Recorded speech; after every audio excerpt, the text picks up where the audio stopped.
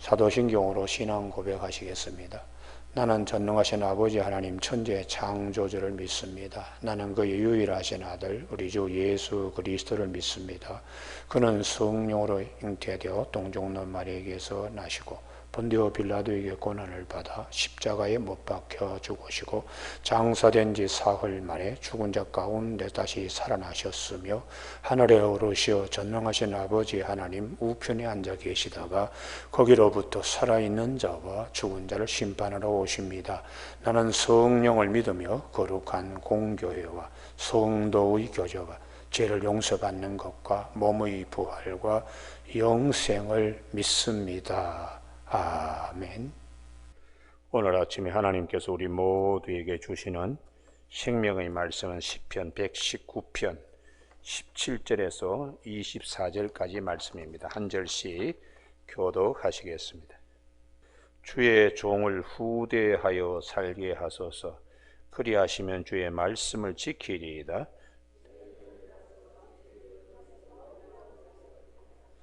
나는 땅에서 나그네가 되었사오니 주의 계명들을 내게 숨기지 마소서. 교만하여 저주를 받으며 주의 계명들에서 떠나는 자들을 주께서 꾸짖으셨나이다.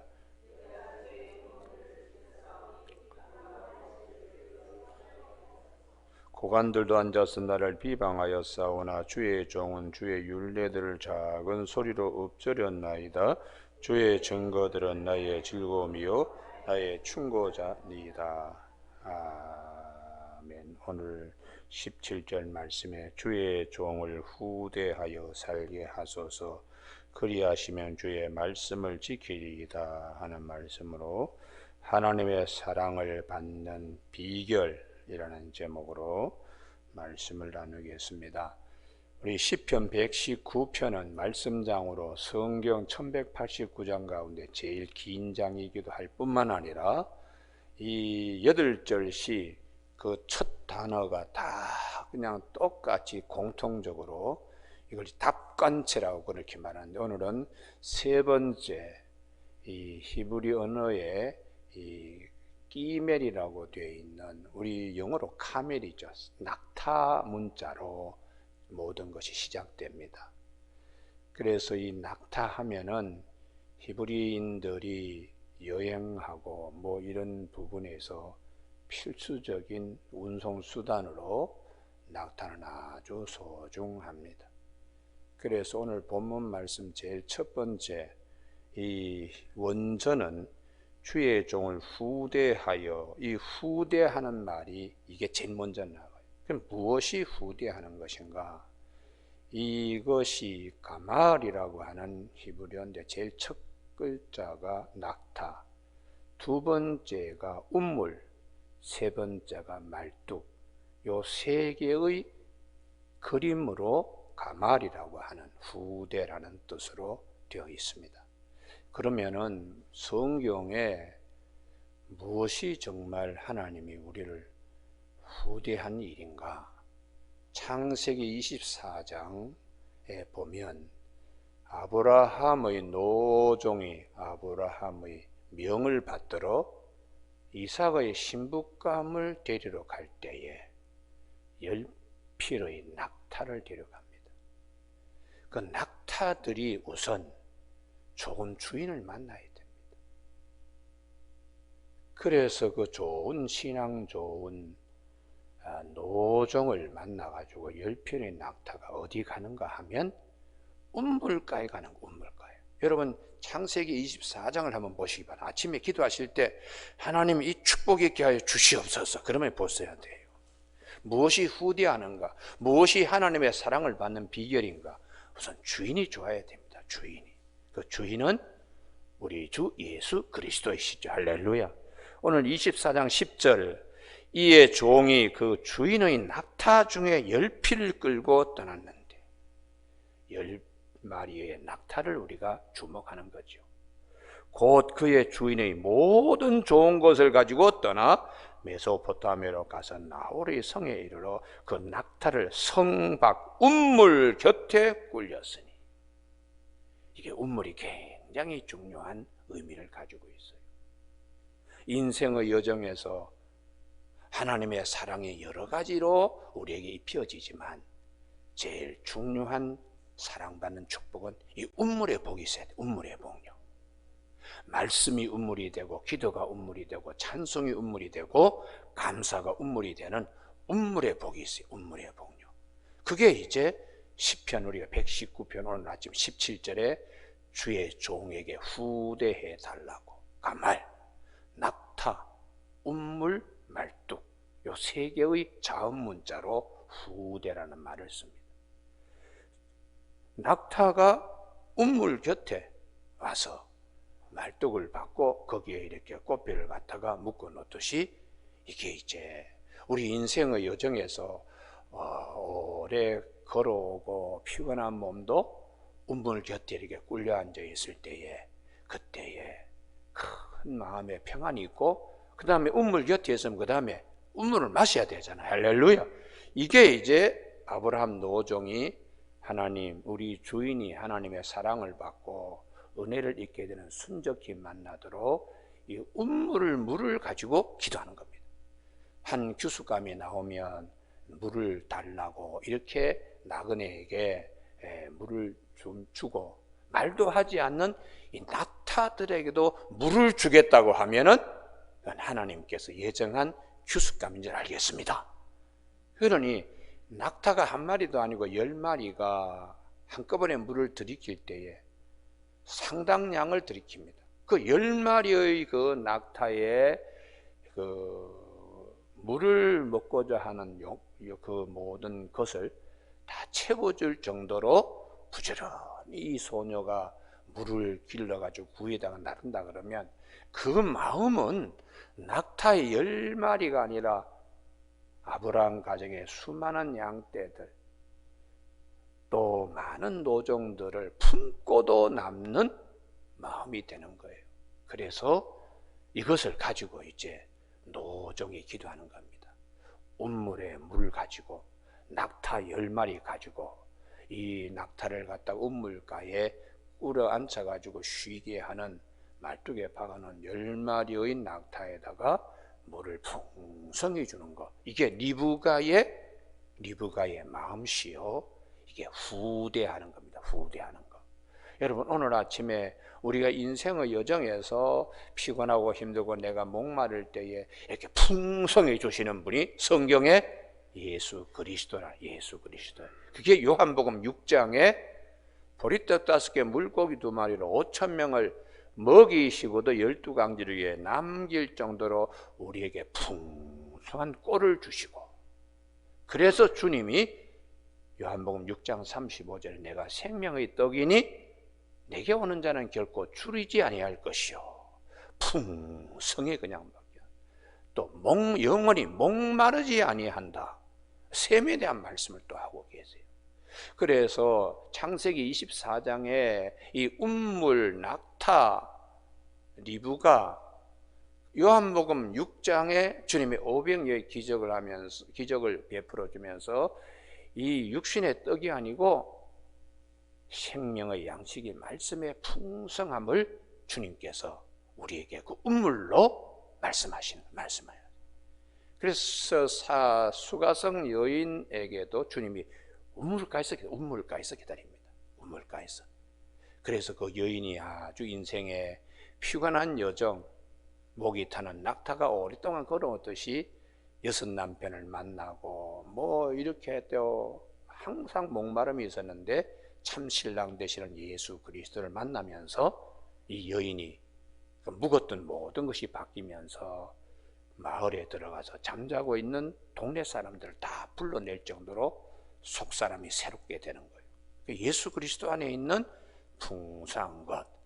그래서 오늘 아침에 우리가 모두가 기도하실 때 이 종에게 후대를 기도하는 이 시편 119편 17절의 말씀에 낙타 글자로 시작이 되고 있다. 낙타만 아니고 그 다음에 두 번째에 운물이라는, 이게 제가 앞에 칠판이 있으면 그 그리면서 이렇게 하면 참 강하고 편한데 설교가요.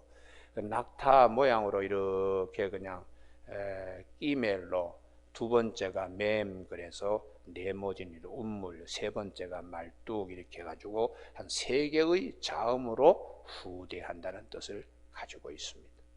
여러분, 오늘 아침 우리 모두에게 주의 종을 후대하여 아주 풍성히 10마리의 낙타에게 물을 풍성히 주는 리브가 예수님의 표상입니다.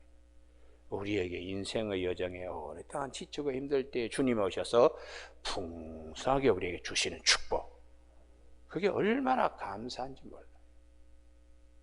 그래서 우리에게는 이 셈의 축복이 있어야 합니다. 18절, 내가 눈을 열어서, 이게 첫 단어가 열다라는 단어로 시작이 되는데요, 이게 열다라고 하는 이 뜻이 열어서, 칼이라고 하는 제일 첫 자가 낙타, 두 번째 말뚝, 이렇게 두 가지 단어로 연다라고 되어 있어요. 그러면은 이게 우리가 짐승들 보면 말도 그렇고 눈을 가릴 때가 있어요. 쉬게 하려고. 그럴 때에 답답하지요. 그러면 다시 눈을 갖다가 이렇게 열어서 가면, 낙타가 일어서서 멀리 보면은 뭐 저기 사람들이 보지 못하는 먼 곳까지도 볼 수가 있습니다. 우리가 이 말씀이 무엇인가 알 것 같으면서도 잘 와닿지 않을 때에 눈을 열어서 낙타의 눈에다가 이렇게 그냥 덮개를 해놓은 걸 다시 열 때는 낙타가 일어나서 멀리 이렇게 볼 수 있듯이, 하나님이 이 말씀을 통해서 앞으로 나이가 뭘 봐야 되겠습니까? 그때에 성령이 오셔서 말씀의 뜻을 우리에게 말씀하십니다. 할렐루야. 그게 이제 생수의 축복이고 운물의 축복이고 성령의 인도하심이에요. 주님이 오셔서 무엇이 은혜인가? 여기 눈을 열어서 보게 하는 게 은혜라는 것이에요. 마태복음 13장을 한번 찾아보실까요? 마태복음 13장. 마태복음 13장에 눈을 열어서 보게 하시는, 이게 은혜라는 것입니다. 이게요. 성경 말씀이 활자로 되어 있는데 영안이 열리면 살아서 이 말씀이 움직이고 속에서 말씀이 들려집니다. 할렐루야. 그때 은혜 받으면서 샘물을 마시는 거예요. 샘물. 마태복음 13장, 주님께서 비유로 씨 뿌리는 자의 비유를 할 때에 10절, 제자들이 주님께 왜 비유로 말씀하십니까? 그때 주님께서, 이사야 선지자가 듣기는 들어도 깨닫지 못할 것이요 14절, 보기는 보아도 알지 못한다. 그런데 16절, 이게 대단히 중요합니다. 같이 읽으실까요? 시작. 그러나 너희 눈은 봄으로, 너희 귀는 들음으로 복이 있도다. 할렐루야.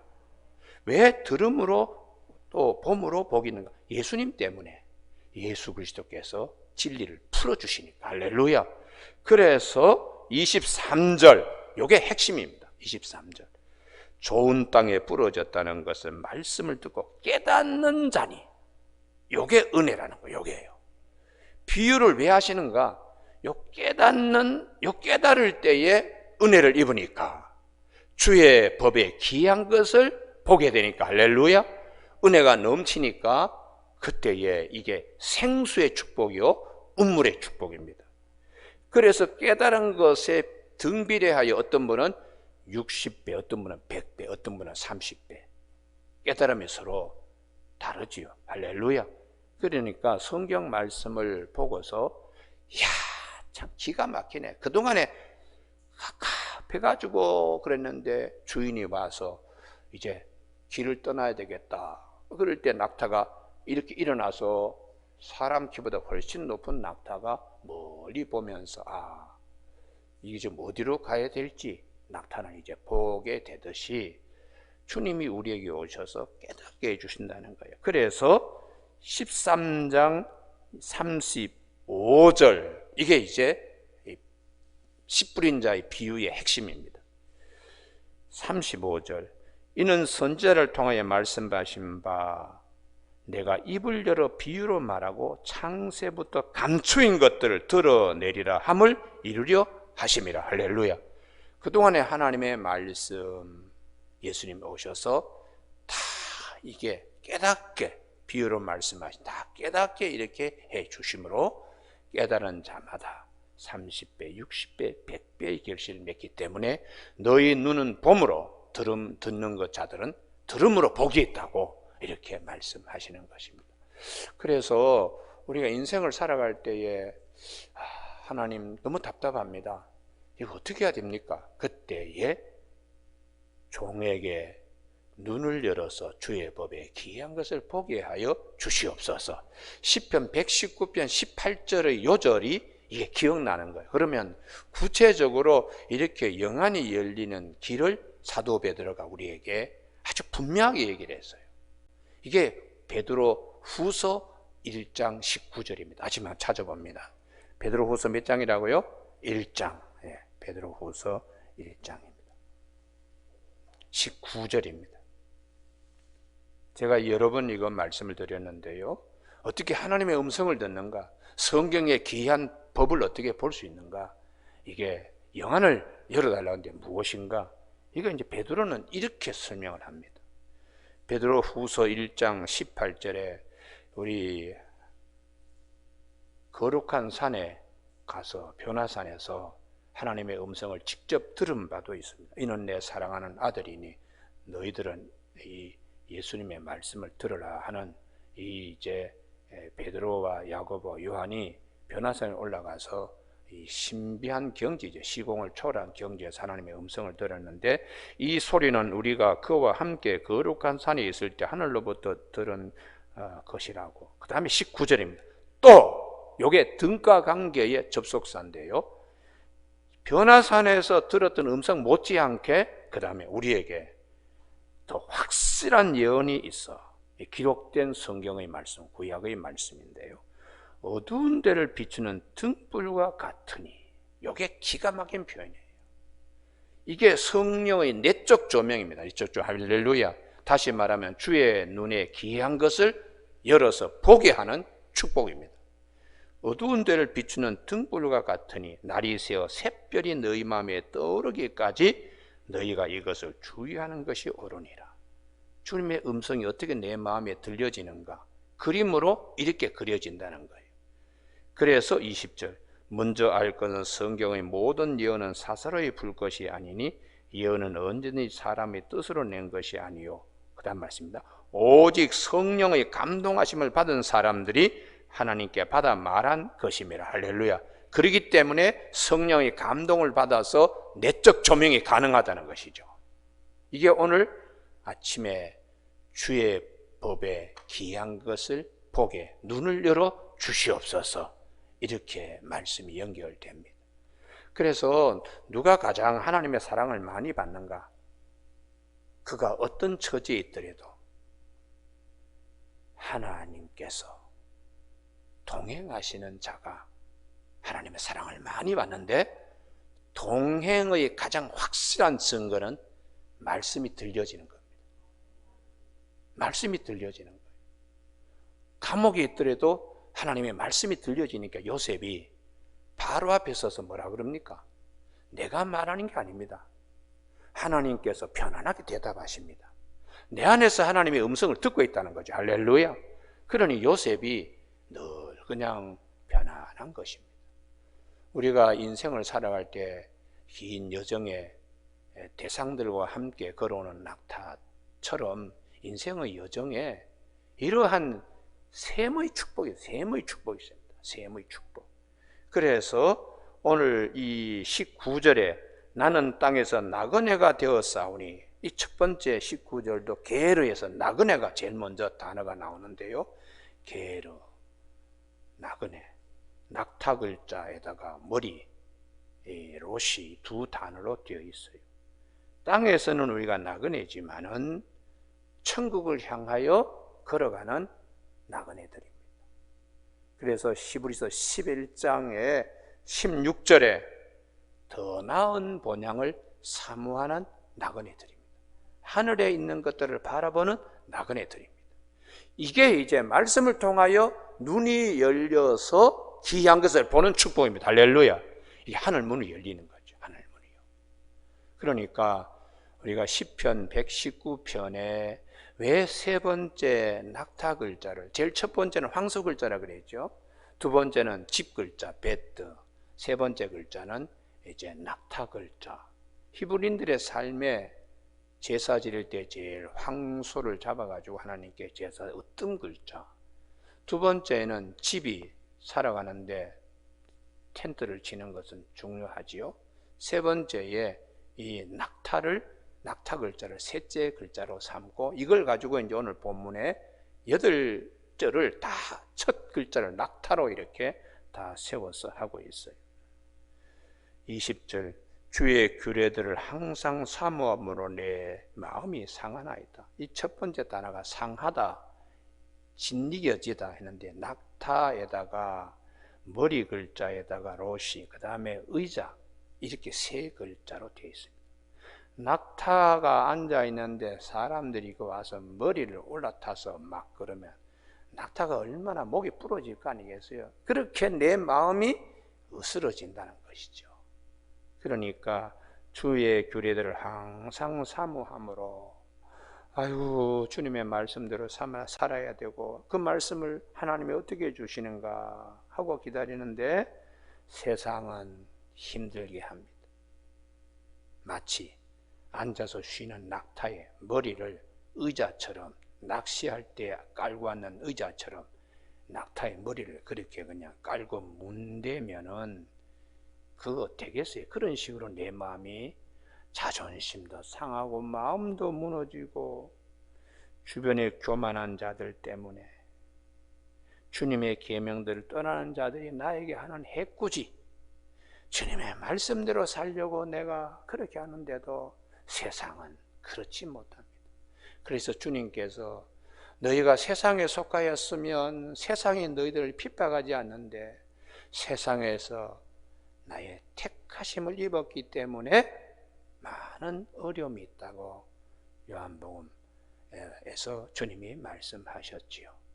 그래서 세상에서 너희가 환난을 당해도 담대하라, 내가 세상을 이기었나라 하고 요한복음 16장 33절에서 말씀하고 있습니다. 우리가 주의 법에 귀한 것을 보려고 또 애쓰고 막 그럴 때에 이렇게 척척 보여지면 참 좋지요. 그런데 때로는 마음에 상한 일들이 생깁니다. 은혜 받으라 그러면은 안팎에 참 힘든 일이 생겨요. 그랬을 때 그의 마음이 어떨까? 오늘 아침 내 마음이 상합니다. 교만한 자들, 또 계명을 떠나는 자들, 이런 자들. 22절, 내가 주의 교훈들을 지켜 싸우니 비방과 멸시를 내게서 떠나게 하소서. 이 마귀가 그냥 막 와서 우리에게 마음밭을 흐려놔요. 때로는 말씀이 달게 들어오다가 갑자기 그냥 먹구름이 찾아와서 말씀이 전혀 들리지 않는 경우도 있고, 성경책 그렇게 송이꼴보다 더 달게 성경에 가까이 하다가 어느 날 시험 들어가지고 성경책을 놓는 경우도 있고, 하나님께 가까이 나가는 걸음이 또 시험 들어가지고 방향을 바꾸는 일도 있고, 이런 모든 과정을 우리가 이겨야 됩니다. 할렐루야. 낙타가 좋은 주인 만나가지고 좋은 셈에, 창세기 24장에 그 좋은 셈에 이르는 것처럼 그렇게 우리가 인도함을 받아야 되는 것이죠. 그래서 우리는 무슨 일이 있더라도 23절, 고관들도 앉아서 나를 비방하여 싸우나 낙타의 머리를 낚시 의자처럼 깔고 문대고 뭐 그런 식으로, 이게 자존심, 목이 부러지 자존심 얼마나 상하겠어요. 그래도 주의 종은 주의 율례들을 작은 소리로 읊조렸나이다. 할렐루야. 속으로 하나님의 말씀을 묵상하는 거예요.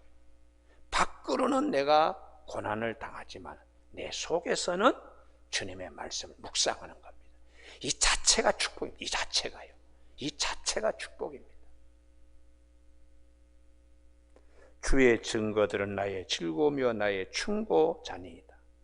주님의 말씀, 내 속에서 들려지는 말씀, 샘 물을 마시는 축복이죠. 요셉이 감옥에 있을 때에 그가 누렸던 축복이 무엇일까? 사람들은 다 자기를 버리고 했지만 안에서 말씀하시는 하나님, 이 샘물은 세상이 뺏지도 못합니다. 요셉의 마음속에 있는 이 샘물, 우러나는 생수의 축복. 그래서 요셉이 발 앞에 섰을 때에 내가 아닙니다. 꿈 해몽은 내 안에 계시는 하나님이 편안히 대답하실 것입니다. 그의 생수의 그 충만함이 어떠한지 그 높이와 깊이와 넓이와 길이를 깨닫게 해주시는 말씀입니다. 오늘 우리가 살아갈 때에 이러한 이 생수의 축복, 샘의 축복, 하나님의 사랑을 많이 받는 축복들이 말씀을 통하여 늘 일어나기를 주님의 이름으로 축복합니다. 기도하시겠습니다.